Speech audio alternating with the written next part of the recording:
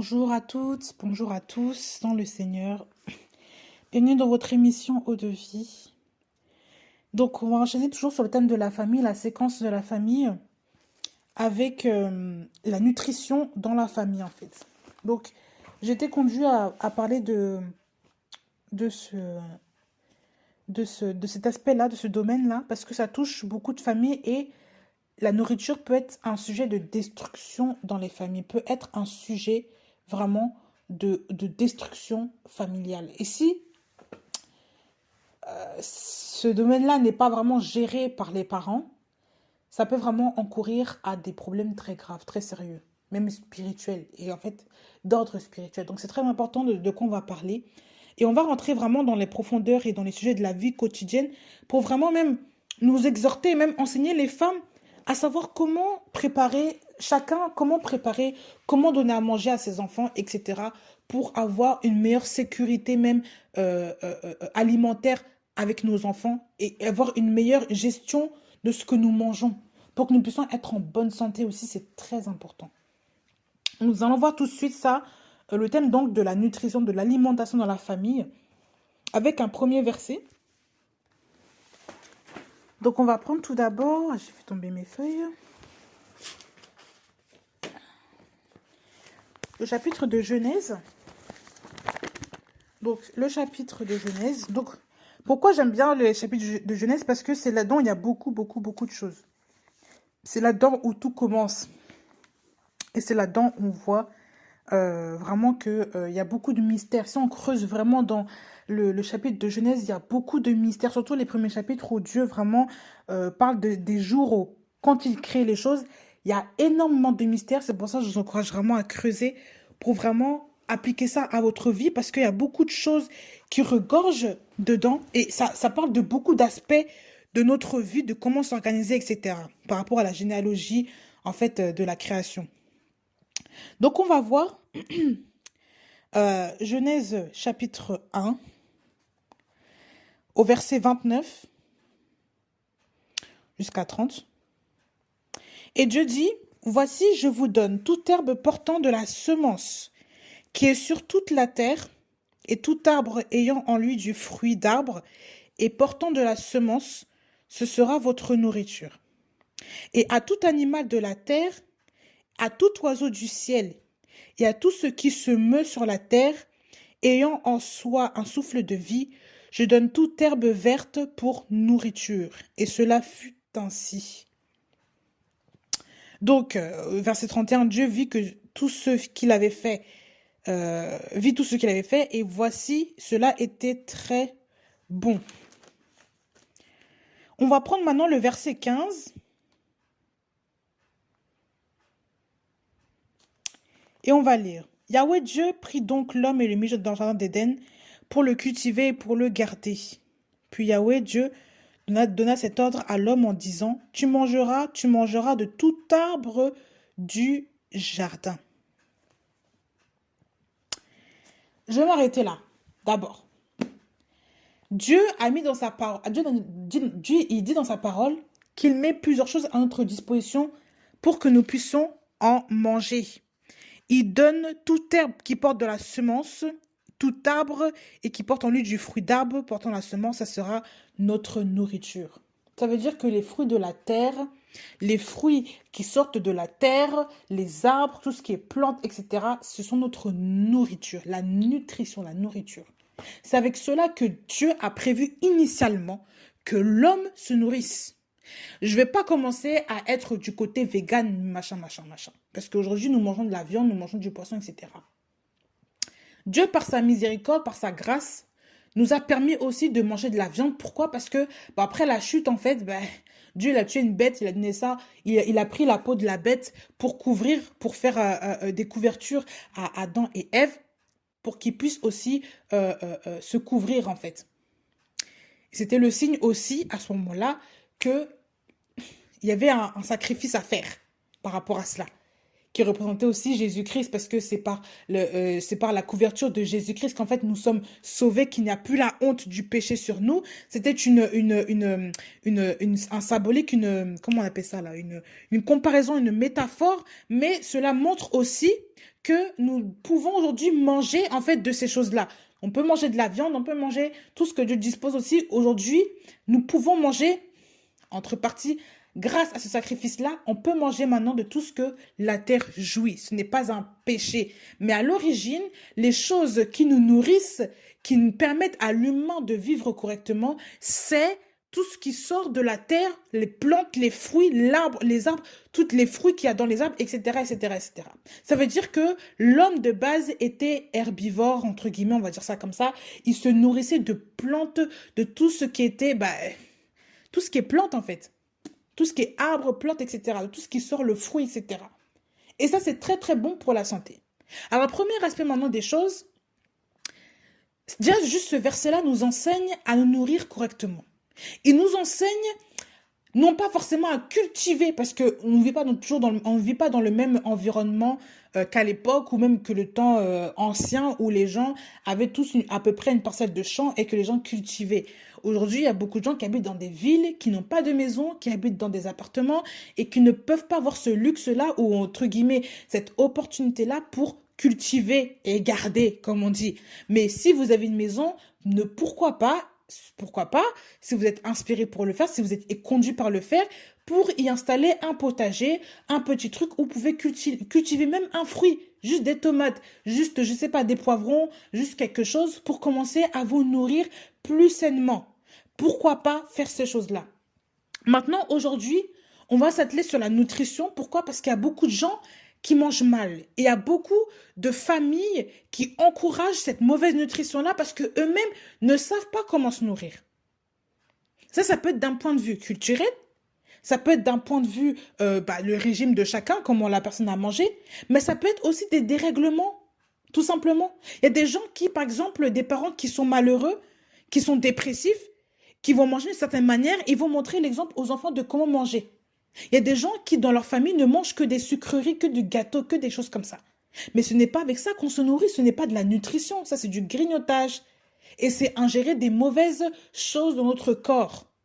Parce que le corps est le temple du Saint-Esprit. On va y revenir dans un autre chapitre. Mais c'est très important de comprendre que Dieu a mis à notre disposition, nous les hommes, toute herbe portant de la semence qui est sur la terre, et tout arbre ayant en lui du fruit, et portant de la semence, pour nutrition.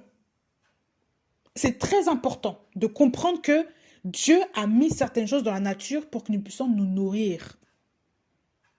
Les arbres, par exemple, les arbres fruitiers, tout ce qui est pommes, pommiers, fraisiers, bananiers, etc., selon les continents, mais selon aussi les lieux. Aujourd'hui, nous avons la grâce d'être dans des pays, par exemple, dans des pays où nous avons beaucoup de fruits, on peut avoir des fruits qui viennent de partout, et ben il faut habituer les enfants à manger de tous ces fruits-là.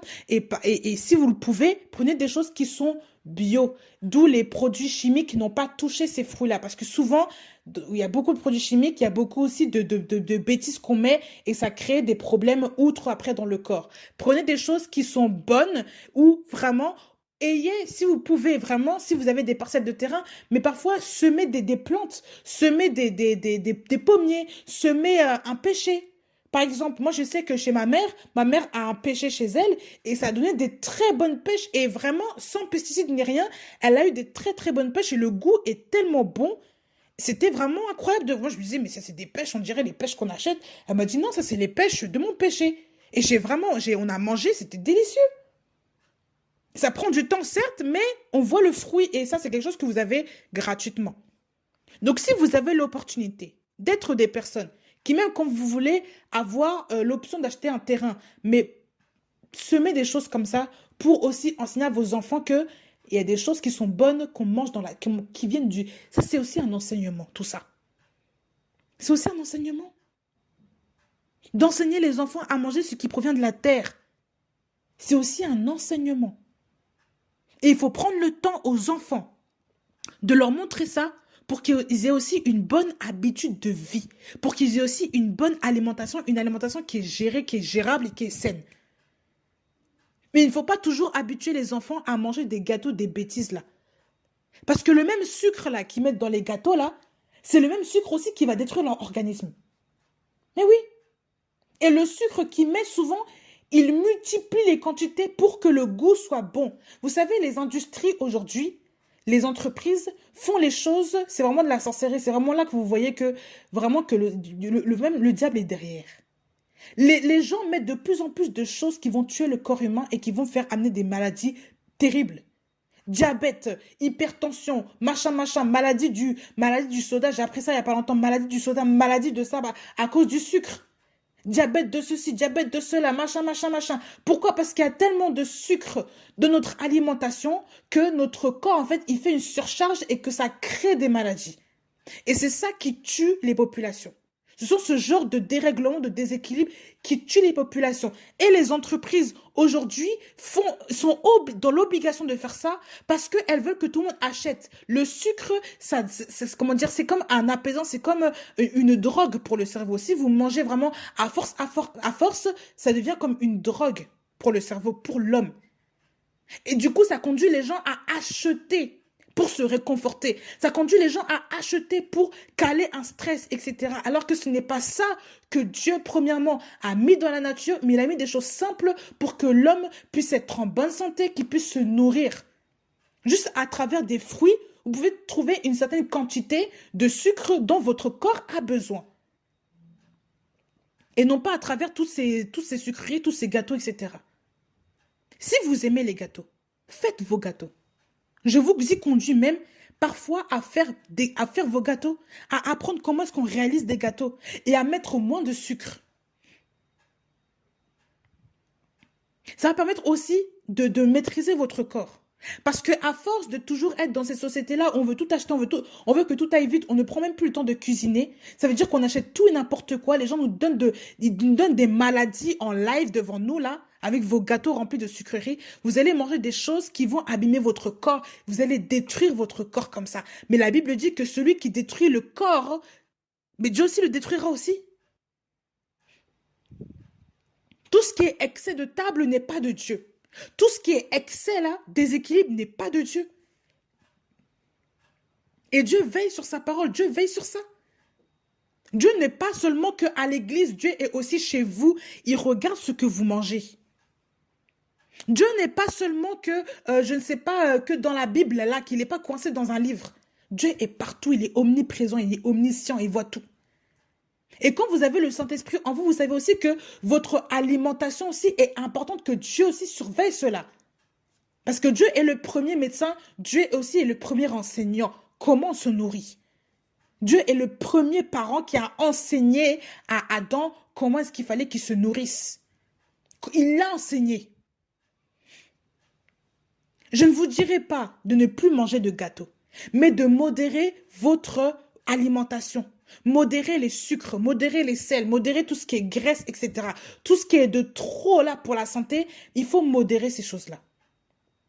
Si vous avez l'habitude que vos enfants mangent des gâteaux et que vous voulez maintenant changer un peu l'alimentation, commencer à diversifier, commencer à faire des choses faites maison qui ont moins de sucre, mais si vous voulez que les enfants mangent moins de gâteaux industriels, mais achetez par exemple par mois, vous achetez une barquette seulement de gâteaux et à côté vous faites vos gâteaux. Comme ça, les enfants qui ne seront pas habitués tout de suite, donnez un gâteau par-ci par-là, vous réduisez la fréquence du gâteau qu'ils mangent tout le temps là, et vous faites des gâteaux à côté, vous leur donnez pour qu'ils s'habituent maintenant au nouveau goût que vous faites. Et ça va leur permettre d'adopter maintenant une nouvelle alimentation et d'être habitués à ce nouveau régime alimentaire. C'est très important de les habituer, surtout quand ils sont petits.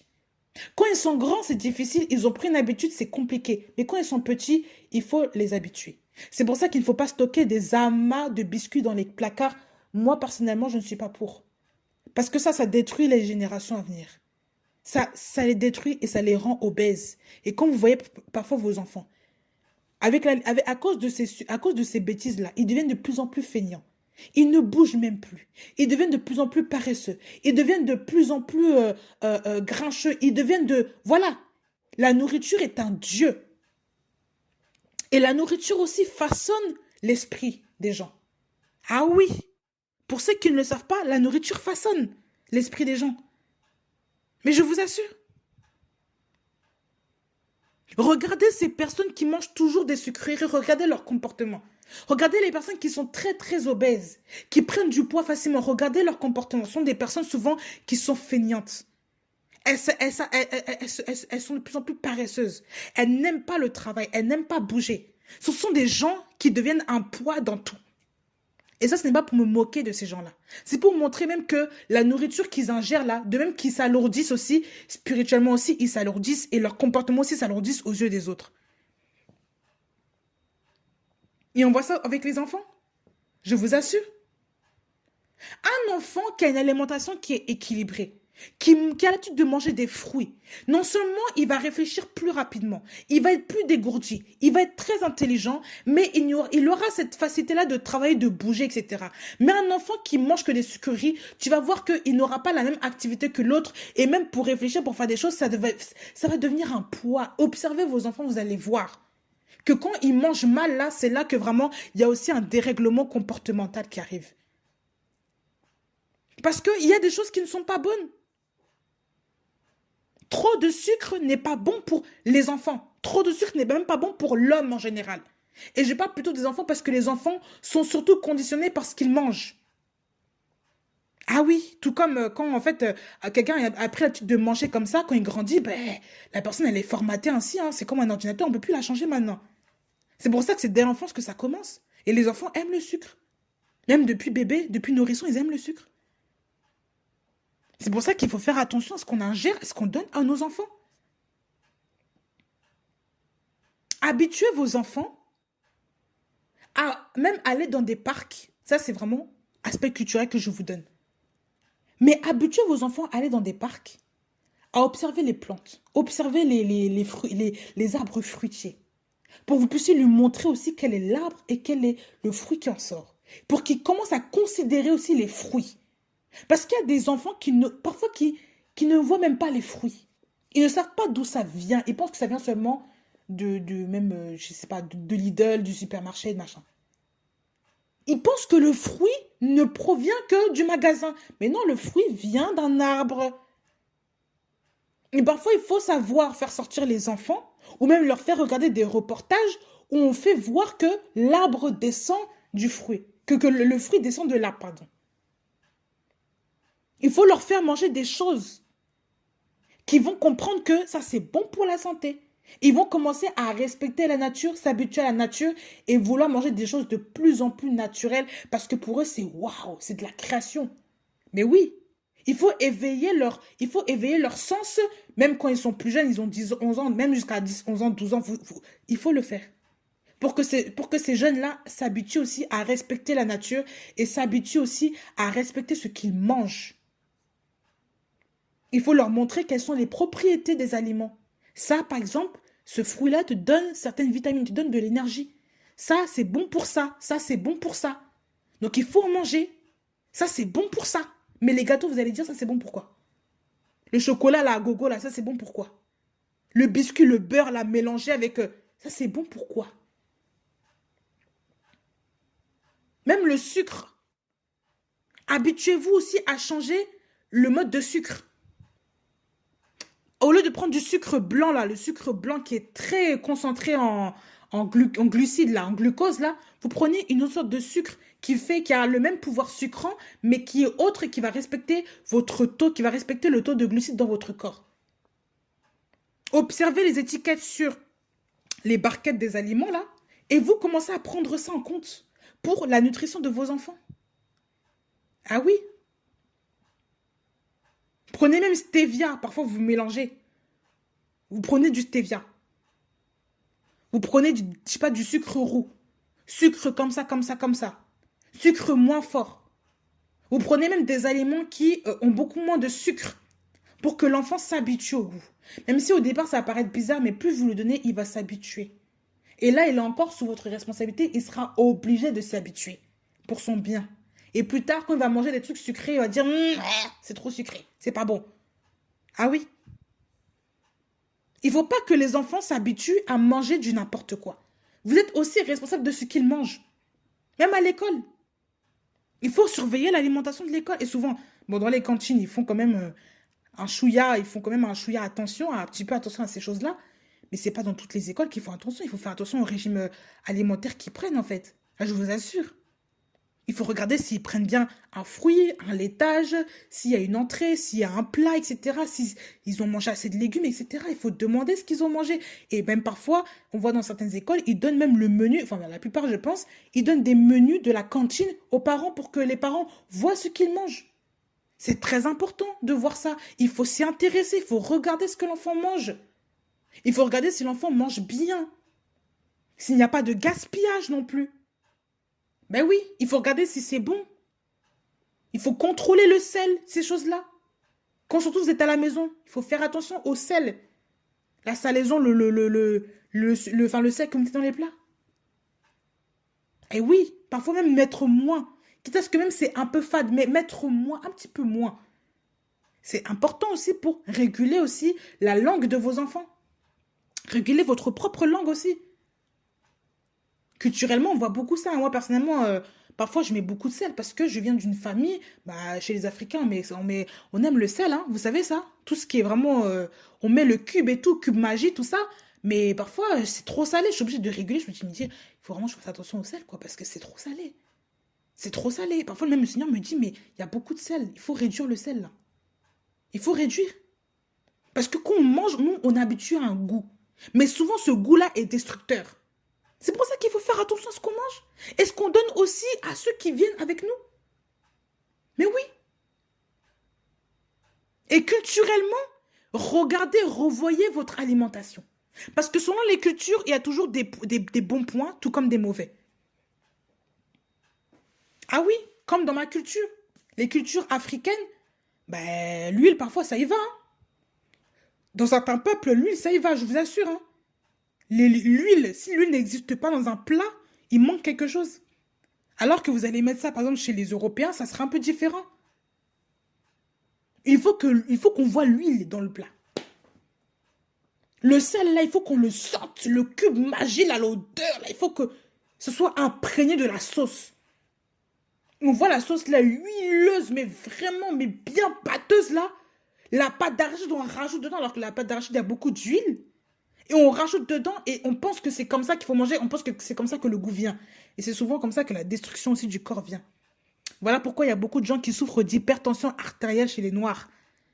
On voit aussi beaucoup de problèmes de cardiaque, le cœur, là, le sel. Trop de sel, trop de sel. Faites attention à ça. Parfois, mettez juste un peu de sel, vous salez à convenance. Vous salez un peu plus, je ne sais pas, la viande, un tout petit peu plus. Vous donnez comme ça aux gens. Si les gens veulent rajouter, rajoutent. Mais souvent, il faut habituer les personnes qui sont avec vous à manger moins salé pour que les gens s'habituent à avoir un style alimentaire qui est bon et qui est sain pour leur corps. Je vous assure. Ah oui. Ce n'est pas dans toutes les cultures qu'on mange très salé, mais il y en a, le sel doit exister, je vous assure. Si le sel n'existe pas, c'est comme si ce n'est pas un repas. C'est comme si le repas est mort, le repas est raté en fait. On ne va jamais manger ça. Ah oui, il faut faire attention à ça. L'alimentation est riche, très importante.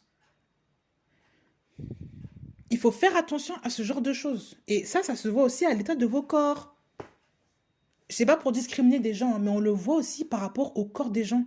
Il y a des gens qui mangent très mal et ça se voit. Ça se voit. Ils prennent du poids de jour en jour, ça se voit.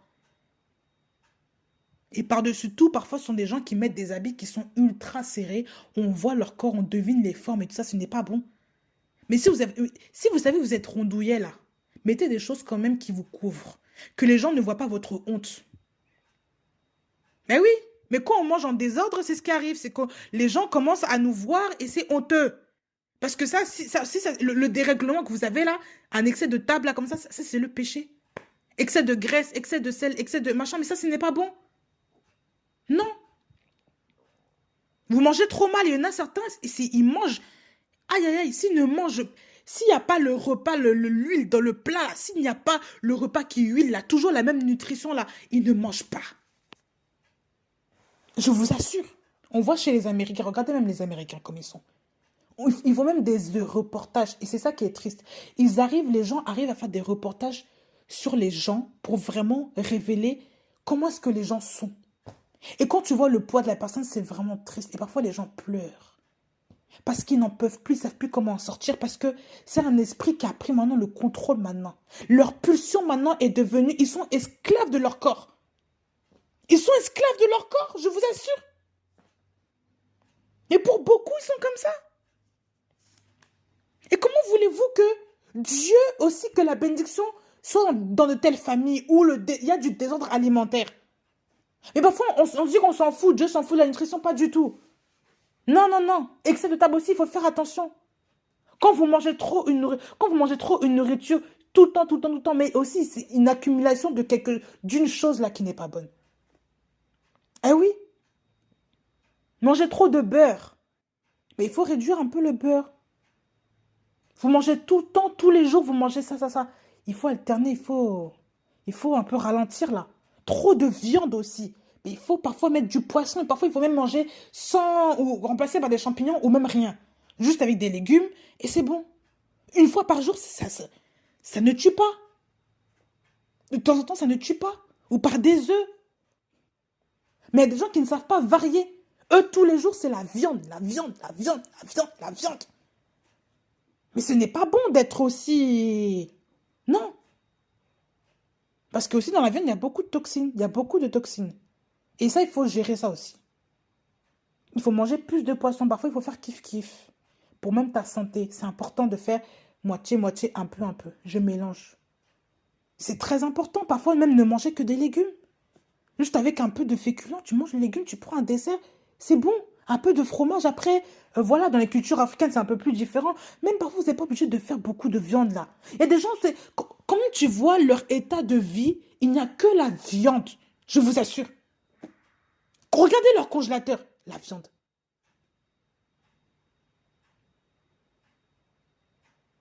Quand vous regardez la nutrition des gens, c'est que la viande qui prône. Je vous assure, ce n'est pas de Dieu. Non. Parfois, il faut réduire. Vous voyez que, par exemple, votre enfant mange beaucoup de viande, de sucreries, mais il faut reprendre derrière. Il ne faut pas laisser les enfants manger n'importe comment, là. Il faut reprendre. Non, non, non, il faut lui dire, écoute, là, il y a beaucoup de sucreries, là, je pense que tu manges, là, il faut cesser ça. Beaucoup de viande, là, tu aimes trop la viande, là, on va manger un peu de poisson. On va parfois manger un peu de champignons pour remplacer. Ou parfois, on ne mange pas de champignons. On ne mange pas de viande, on mange seulement les légumes avec un peu de riz ou un peu de, je sais pas moi, de la purée ou un peu de pâte. Et puis c'est bon, semoule et puis voilà. Il faut habituer les enfants parfois à manger plus sainement, qu'ils habituent leur palais à toute chose. Ça, c'est très important. Mais oui,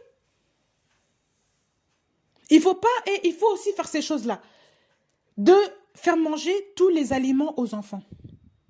Même si vous ne l'aimez pas, par exemple, moi, je n'aime pas les betteraves. Je suis pas très fan. Ni même les carottes crues, là. Vous savez, les carottes en salade, la râpée, là. Oh, je suis pas vraiment...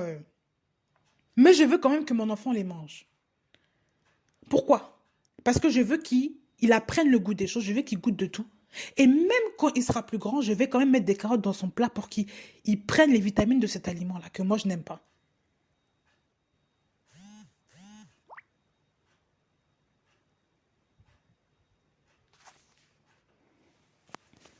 Non, il faut donner tous les aliments nécessaires à l'enfant. Si, par exemple, vous faites partie d'une culture comme la mienne qui est africaine, ou même asiatique, ou peu importe, vous n'avez pas l'habitude de manger certains aliments, par exemple, d'ici là. Mais même parfois, il faut apprendre certains plats dans le... excusez-moi pour mon téléphone. Certains plats dans le... du pays pour faire goûter aussi certaines saveurs pour l'enfant qui seront des plus. Je ne dis pas qu'il faut... Par exemple, en Afrique, on mange beaucoup... on mange, je ne sais pas, les feuilles de manioc, on mange beaucoup de gombo, on fait à base de ça, sauce tomate, etc. Mais il arrive en France, il ne sait pas, qu'on lui propose les courgettes avec les carottes, l'enfant va commencer à la cantine, il va bouder, quoi. Non, parce que c'est pas la même alimentation. Et je ne dis pas qu'il faut... je ne dis pas qu'il faut vraiment faire manger que ça à l'enfant, mais il faut varier, il faut être ouvert sur la culture même des autres concernant la nutrition dans le pays là où il est, pour qu'il apprenne aussi à manger de tout et pour qu'il apprenne aussi à se familiariser à d'autres goûts. Et ce sont des goûts qui sont bénéfiques pour lui. Ce sont des choses qui sont bénéfiques pour lui, tous ces légumes-là. Ce sont des choses qui sont bénéfiques. Il ne faut pas faire que manger, il faut pas manger que les nourritures locales, les nourritures que le pays d'origine de la maman ou du papa. Non, non, il faut manger un peu de tout. Moi, je vais sûrement donner à manger à mon enfant des nourritures de mon pays d'origine, mais je veux aussi que mon enfant mange aussi des nourritures de ce pays-là, la France. Parfois avec des légumes qui sont différents de chez moi, d'origine. Même si je suis née en France, mais nous, dans notre manière de faire à manger, on est différents. Donc, il faut quand même que l'enfant apprenne de ces choses-là. Quand ils sont petits, il faut lui donner des purées. Il faut pas donner que la semoule, là. Il faut pas donner que les choses là qui sont très, très africaines. Il faut aussi l'habituer à manger de tout. C'est très important. Pour qu'il se familiarise à différents goûts, qu'il apprenne de tout et qu'il mange de manière équilibrée. C'est très important. Il ne faut pas lui donner n'importe quoi, mais il faut donner des choses équilibrées. Comprenez-vous ça? Donc, c'est très important de mettre en place une nouvelle alimentation ou alors d'améliorer son alimentation à la maison pour les enfants. C'est très, très, très important. Et oui, c'est très important. Il y a aussi de ces choses-là. Les choses aujourd'hui, aujourd'hui, il y a tellement d'entreprises qui ouvrent, il y a tellement de restaurants aussi qui ouvrent et des restaurants qui font du prêt-à-porter et des fast-food, dont les fast-food. Et il faut faire attention aussi à ces restaurants-là. Vous avez une culture peut-être qui, vous dans votre famille, vous aimez bien manger au restaurant, vous aimez bien manger dehors. Parfois, il faut aussi réduire cela parce que souvent, on ne sait pas ce que les autres font à manger et souvent, on aime des plats qui sont très riches en gras, qui sont très riches en sucre, en sel, etc. et qui nous conduisent aussi à grossir en désordre et à manger du n'importe quoi. Et je vous assure que le confinement nous a révélé beaucoup de choses sur nous. Moi, par exemple, je l'ai vu quand moi, je travaillais en restauration rapide. Pratiquement toute ma vie, j'ai fait que ça. Hein. Restauration rapide, j'ai travaillé en restauration rapide dans une enseigne de fast-food. Et les pauses midi, on avait comme habitude de manger dans les fast-food. On avait l'habitude de manger, on pouvait prendre nos plats personnels, hein, plats de maison, mais on avait aussi cette gratuité-là ou ce plus-là de manger un repas du restaurant. Donc un sandwich fast-food avec des frites, etc., etc., etc. Donc ça veut dire que c'était un quotidien pour nous. Et le corps était habitué à cela. Le confinement est venu et nous a interdit, nous a vraiment mis une réserve par rapport au fast-food, au fait de sortir, restrictions de sortie, etc. Ça veut dire que les gens ont été habitués à rester chez eux, les gens ont été habitués à faire à manger et à manger des nourritures plus biologiques, plus saines et plus normales. Mais je vous assure, quand les gens ont commencé à remanger des fast-food, il y avait des diarrhées, il y avait vraiment des problèmes de transit terribles. Et c'est pour montrer que vraiment, le corps n'était plus habitué. Je me dis, mais qu'est-ce que tu me fais? Le corps est en train de crier, mais c'est quoi cet aliment que tu me donnes là? Tellement les choses sont transformées, tellement il y a de sauce, tellement il y a de sel, tellement il y a beaucoup de choses qu'on ne connaît pas dans les aliments. On mange des choses et qui ne sont pas bonnes pour notre corps. Et parfois, ça fait mal au ventre. Moi, je me rappelle, quand j'ai commencé à remanger un sandwich de fast-food, mais ça m'a fait très mal. Ah, j'ai eu des problèmes aux toilettes, je vous assure, hein. Excusez-moi du terme, mais j'ai vraiment eu des problèmes là, même dans les sanitaires. J'ai eu très mal, j'ai eu mal au ventre, mon ventre qui gargouillait, parce que j'avais pris l'habitude de manger des légumes, de manger plus sainement, de manger plus normalement. Eh oui, c'est pour vous dire que ce dérèglement-là, même en 2 mois, les gens l'ont vu. Et il n'y avait pas que moi, beaucoup de gens. Beaucoup de gens. Beaucoup de gens disent, ah, quand j'ai pris les fast-foods là, mon ventre là, mon ventre a parlé. Ah oui. Pour vous dire à quel point l'alimentation est importante. Donc, ces familles-là, où les fast-foods sont très importants, il faut limiter. Par exemple, 1 fois par semaine, toujours fast-food. 2, 3 fois par semaine. Non, il faut éviter ça. Habituer les enfants, même parfois, à faire même des fast-food maison. Je vous encourage même à le faire. Faites des fast-food. Je ne vous dis pas de ne plus sortir, de ne plus rien faire, de ne plus manger dehors, de ne plus acheter du biscuit, de ne plus acheter de rien du tout. Non. Parfois, c'est bon de temps en temps. Mais quand c'est régulièrement, tout le temps, pour le corps, ce n'est pas bon. Il s'habitue à une mauvaise hygiène alimentaire. À des mauvais sucres, à des mauvaises choses, et ce n'est pas bon. Et ça devient même une drogue. Parce que dans ces choses-là qu'ils mettent, ils mettent des stimulants qui vont toucher le cerveau Dans le sens que, par exemple, le sucre, c'est un élément qui touche le cerveau et qui te donne la sensation de bien-être, même la sensation de reprendre, de bien, c'est comme une drogue. À force, ça a un effet toxique sur le corps. Et non seulement dans ces aliments-là, il y a beaucoup de sucre, il y a beaucoup de sel, il y a beaucoup de graisse. Tout ce qui appâte les lèvres, ils mettent ça dedans pour que les gens reprennent, les gens se resservent. Ils mettent même des anti-vomitifs, quelque chose comme ça, dans certains fast-food pour que les gens ne sentent pas la satiété et qu'ils se resservent, qu'ils remangent après ça.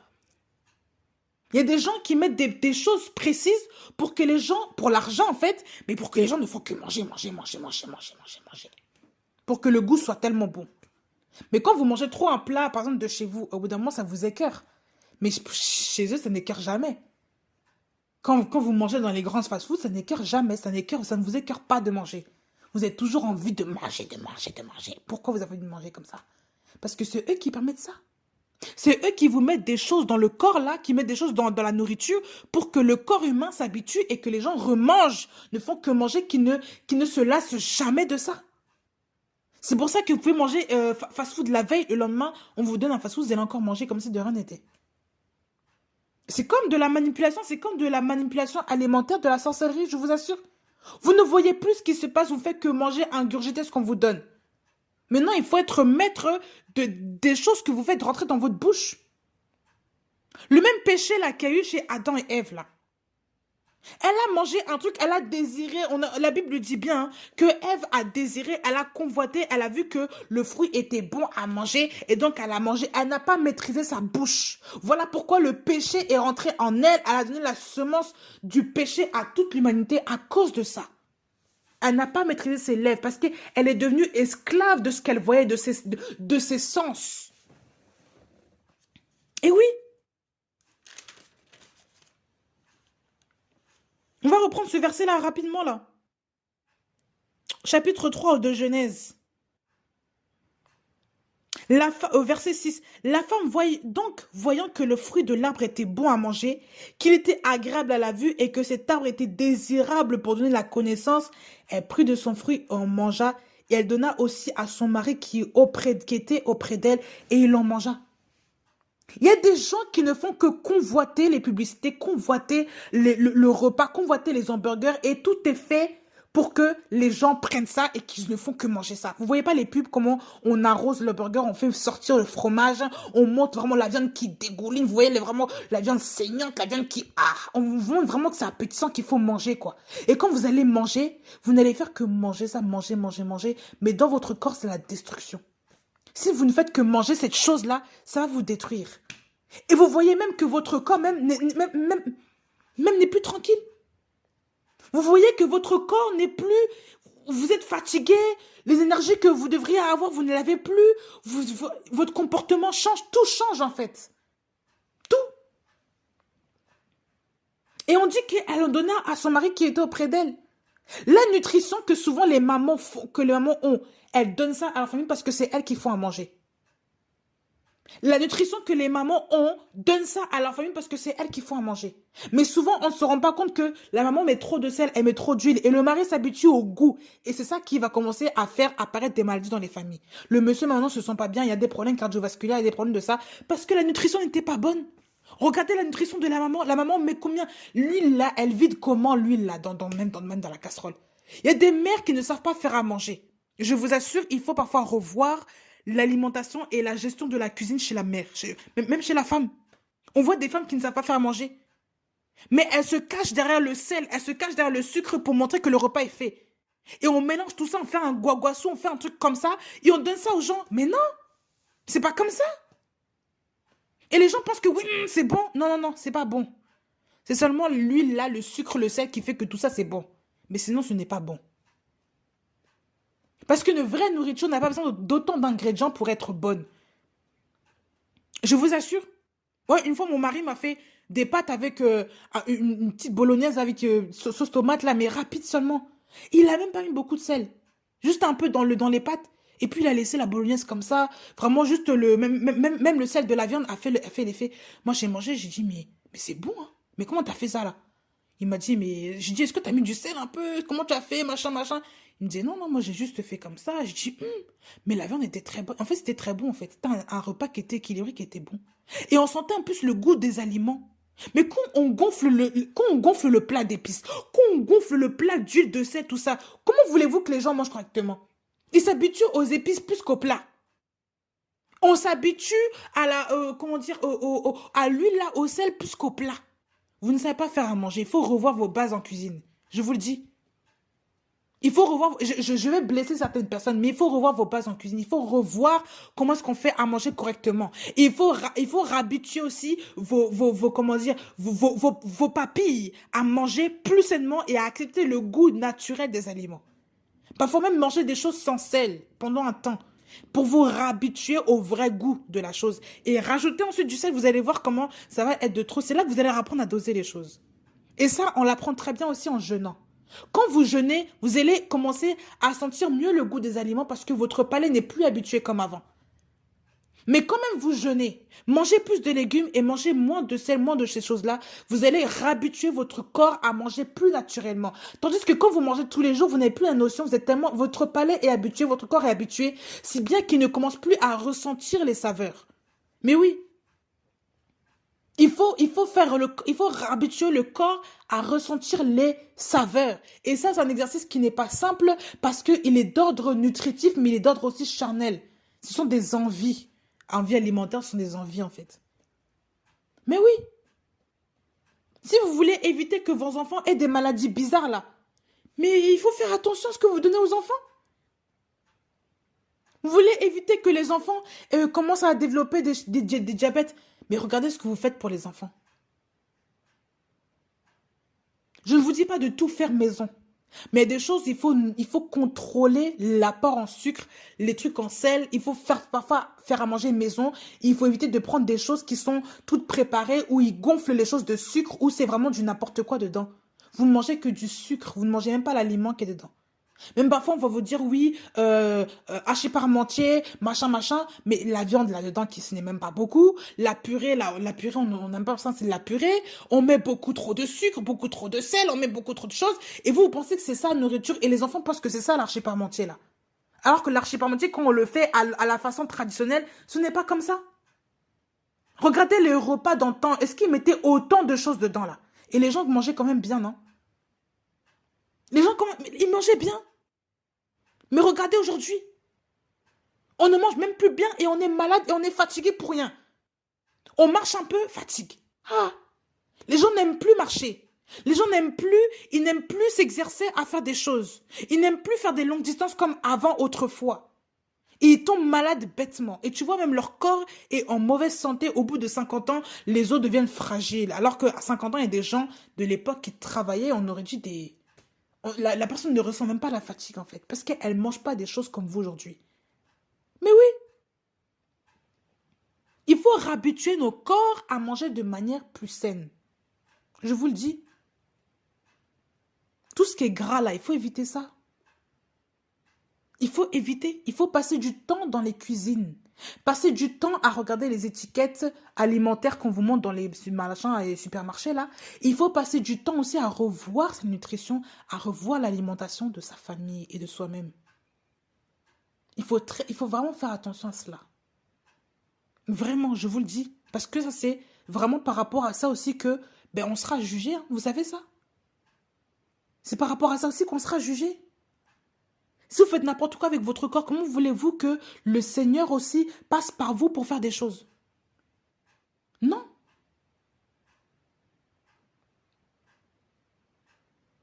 Ça, c'est de la gestion familiale. Surtout les mamans qui font beaucoup à manger là. Qui sont censées faire à manger. Parce qu'il y en a qui ne font même plus à manger, qui font que acheter. Vous qui faites beaucoup à manger là. Mais revoyez votre nutrition. Mettez des légumes.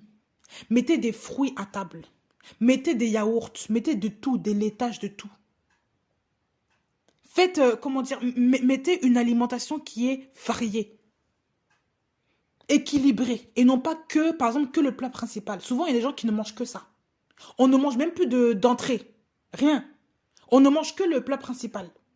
qui peut être très riche, mais on ne va pas, voilà. Ou alors, on ne boit que du soda à table. On ne boit même pas d'eau. L'eau n'existe pas dans la maison. L'eau n'existe que pour se laver les dents, juste pour se laver la figure, voilà, et puis, c'est tout. L'eau n'existe plus à table. Les sodas ont remplacé la boisson. Comment dire? Les sodas ont remplacé l'eau. Mais oui. Même juste un carré de fromage, les enfants ne connaissent pas le fromage. Ils ne connaissent que le jus, les gâteaux en dessert. Ils ne mangent que comment dire, les crèmes dessert très, très, très sucrées. Au lieu de manger parfois même juste un petit fromage avec du pain, on mange ça, on boit un jus de fruits à côté ou on mange une pomme. Non, les enfants, ils boivent du soda toute la journée, on prend des gâteaux, on se goinfre que de tout ça et on pense que c'est normal. Et on pense que l'enfant va grandir correctement. On pense que l'alimentation, c'est comme ça, c'est normal. Même les petits pots pour bébé, là. Parfois, les mamans, il faut faire les pots. Il ne faut pas acheter. Parce que même si vous voyez les taux de glucides qu'ils vous mettent, les taux de machin, de sel, là, vous ne contrôlez pas tout ce qu'ils mettent dedans. Vous ne savez pas tout ce qu'ils ont mis dedans pour que le goût soit arrangeable pour l'enfant. Mais quand c'est vous qui faites, là, c'est vous aussi qui gérez ça. C'est pour ça que les femmes aussi doivent un peu ralentir au niveau du travail. Et ça, je le dis et j'ose le dire. Parce qu'une femme qui travaille trop, c'est une femme aussi qui n'a plus le temps pour sa famille. Il y a des femmes qui passent toute leur vie au travail, mais qui, quand elles rentrent, elles n'ont même plus le temps pour leur propre bébé, pour elles-mêmes, pour leur famille. Elles n'ont même pas le courage de se laver.